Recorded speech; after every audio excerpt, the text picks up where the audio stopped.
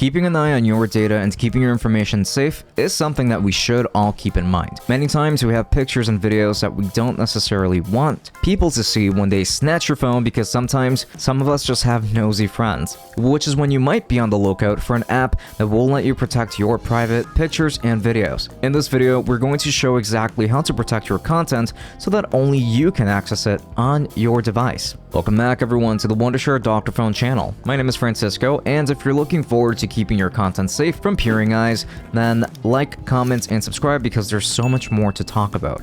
Now let's go ahead and dive right in.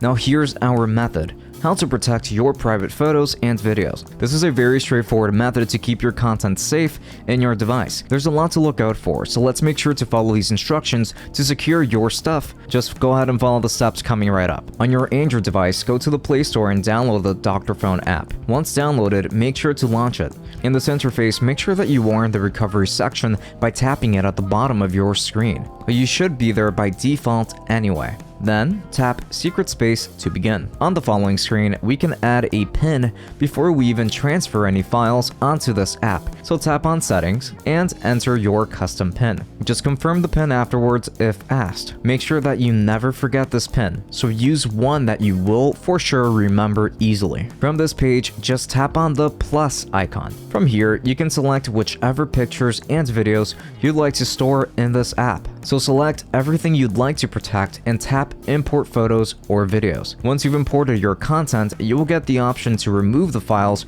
from your Photos app on your phone. This is entirely up to you what you'd like to do, but in my case, I will select Don't Remove so that I can have them in both places. So from here, you'll be able to see your content whenever you'd like to access it. So you should be good to go from there. Now, thank you so much for watching this video all the way up to the very end. If you liked this video, then please make sure to leave us a like and comment any of your questions and thoughts down in the comment section. Please make sure to subscribe for more content just like this and hit the notification bell so that you're always up to date whenever a new video comes out. Until next time, have a great day.